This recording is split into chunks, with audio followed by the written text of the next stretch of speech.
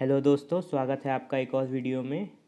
ये इलास्टिसिटी का पार्ट 5 है और आज हम लोग पढ़ने वाले हैं क्रॉस इलास्टिसिटी ऑफ डिमांड। क्या होती है क्रॉस इलास्टिसिटी ऑफ डिमांड? चलिए पहले डेफिनेशन से समझते हैं। Very often demands for two goods are so related to each other that when the price of any of them changes, the demand for the other good also changes, its own price remaining the same। चलिए इस पूरे sentence को decode करते हैं। सबसे पहले इन्होंने ये कहा है कि दो गुड्स हैं और इस तरीके से वो रिलेट करते हैं कि जब कभी भी किसी एक का प्राइस चेंज होता है तो दूसरे की जो क्वांटिटी डिमांड है वो भी चेंज हो जाती है, जबकि दूसरी गुड्स का प्राइस सेम रहता है, उसमें कोई भी चेंज नहीं आता है। यानी कि दो गुड्स हैं, एक दूसरे से रिलेट करती हैं, एक का प्राइस चेंज होने से दूसरे की क्वांटिटी डिमांड में फ़र्क आता है, जबकि दूसरी गुड्स का प्राइस सेम रहता है। Therefore degree of responsiveness of demand for one good in response to the change in the price of another good represent the cross elasticity of demand of one good for another। अब इसे decode करते हैं। Therefore the degree of responsiveness of demand for one good, यानी कि एक good है, उसकी जो क्वांटिटी डिमांड है वो रिस्पॉन्स कर रही है change in the price of another good. मान लीजिए दो गुड हैं एक्स एंड वाई, एक का प्राइस चेंज हो रहा है, दूसरे की क्वांटिटी चेंज हो रही है। ध्यान रखिए, एक का प्राइस चेंज हो रहा है, दूसरे की क्वांटिटी चेंज हो रही है। दूसरे के प्राइस में कोई चेंज नहीं है, वो सेम है। क्रॉस इलास्टिसिटी ऑफ डिमांड ये हमें बताती है कि एक का प्राइस चेंज हो रहा है, दूसरे की क्वांटिटी चेंज हो रही है। आइए अब इसको डायग्राम से समझते हैं। डायग्राम हमें क्या बता रहा है? Just remove this. आप यहाँ पर देख सकते हो कि दो गुड्स हैं, एक गुड एक्स और एक गुड वाई। गुड वाई के प्राइस में फॉल आता है। किसके प्राइस में फॉल आता है? गुड वाई के, जिससे गुड वाई की क्वांटिटी तो बढ़ जाती है, लेकिन इसी से रिलेटेड एक और गुड है गुड एक्स, जिसका प्राइस तो सेम रहता है मगर उसकी जो क्वांटिटी डिमांड है वो कम हो जाती है। तो यहाँ पे गुड वाई का प्राइस फॉल हुआ, गुड एक्स की क्वांटिटी फॉल हुई, बिना प्राइस को कम किए हुए। ये हमें बताती है क्रॉस इलास्टिसिटी कि एक के प्राइस में चेंज आने से दूसरे की क्वांटिटी में चेंज आता है। अब हमें ये जानना ज़रूरी है कि क्रॉस इलास्टिसिटी में कौन कौन सी गुड्स आती हैं। क्रॉस इलास्टिसिटी में हम मेनली दो गुड्स का जिक्र करेंगे, जिसमें से पहला है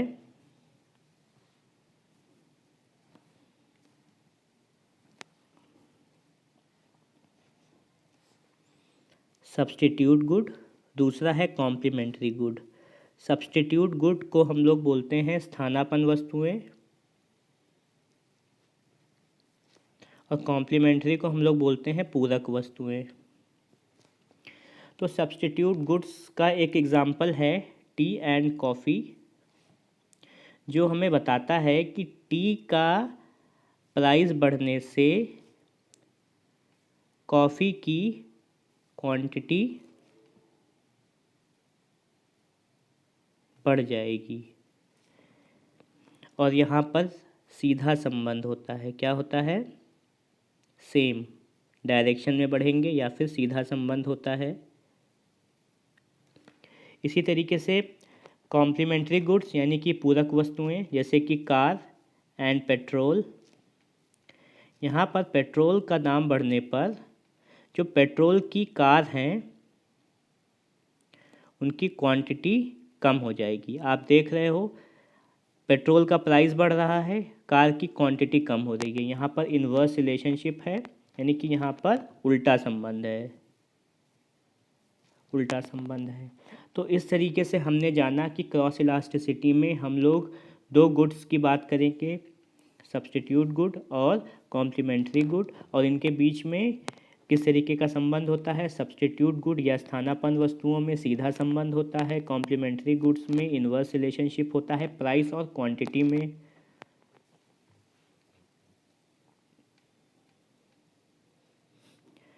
अब चलिए अब फॉर्मूले को देख लेते हैं।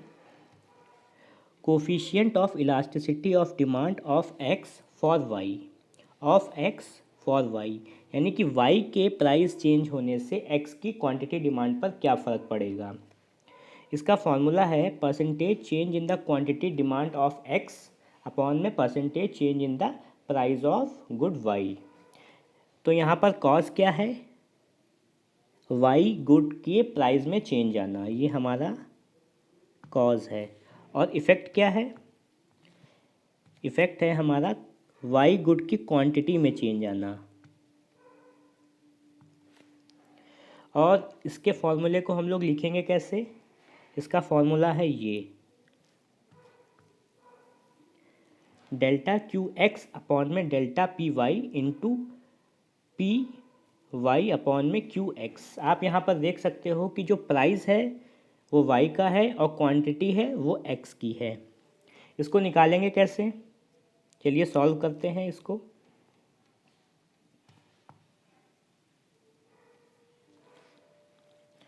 तो सबसे पहले चेंज करते हैं क्वांटिटी में एक्स की, डेल्टा क्यू एक्स अपॉन में एक्स इंटू 100, ये परसेंटेज चेंज आ गया है। अब वाई गुड के प्राइस में चेंज करते हैं, डेल्टा पी वाई अपॉन में पी वाई इंटू 100, 100 कैंसिल और इसको एक सही फॉर्म में ले आते हैं। तो delta Q X into P Y upon में डेल्टा पी वाई अपॉन में क्यू एक्स। क्या ये सेम चीज़ लिखी हुई है यहाँ पर, डेल्टा क्यू एक्स अपॉन में delta P Y into P Y upon में क्यू एक्स। तो इस तरीके से हमें पता चल गया कि फॉर्मूला कैसे आएगा। अब इसके आगे बढ़ते हैं।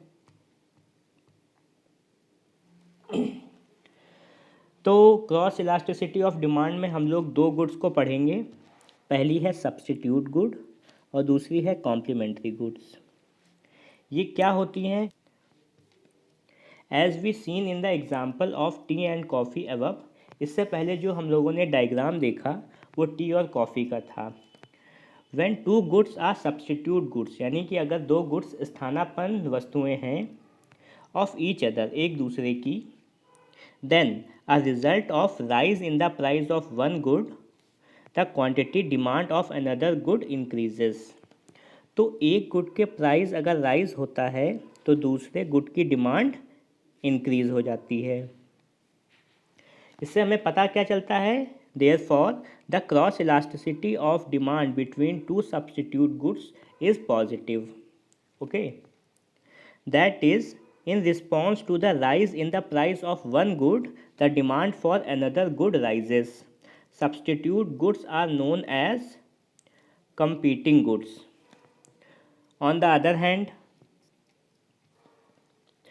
when the two goods are complementary, अगर वो एक दूसरे की पूरक है, यानी कि एक के बिना दूसरा नहीं चल सकता, with each other, just as bread and butter, tea and milk, etc., car and petrol, the rise in the price of one good brings about the decrease in the demand for another। अगर एक good का price बढ़ जाएगा तो दूसरे good की जो demand है वो कम हो जाएगी। अगर मिल्क अगर महंगा हो जाएगा तो हम लोग टी की डिमांड कम करेंगे, क्योंकि मिल्क से ही टी बनाते हैं, और जब मिल्क महंगा हो जाएगा तो टी भी महंगी हो जाएगी और उसकी डिमांड कम हो जाएगी। Therefore, the cross elasticity of demand between the two complementary goods is negative. Therefore, according to the classification based on the concept of cross elasticity of demand, goods X and Y are substitute or complementary according as the cross elasticity of demand is positive or negative। अगर cross elasticity of demand positive है तो वो substitute goods कहलाएंगी, अगर cross elasticity of demand negative है तो वो हमारी complementary goods यानी कि पूरक वस्तुएं कहलाएंगी।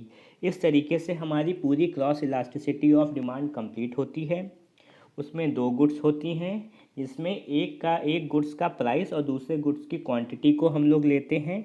अगर दोनों ही प्राइस और क्वांटिटी दोनों ही बढ़ रहे होते हैं तो वो हमारी सब्स्टिट्यूट गुड्स होती हैं। दोनों ही इन्वर्सली रिलेटेड होते हैं, यानी कि एक गुड्स का प्राइस बढ़ेगा तो दूसरे गुड्स की डिमांड कम हो जाएगी, वो हमारी कॉम्प्लीमेंट्री गुड्स यानी कि पूरक वस्तुएं कहलाएंगी।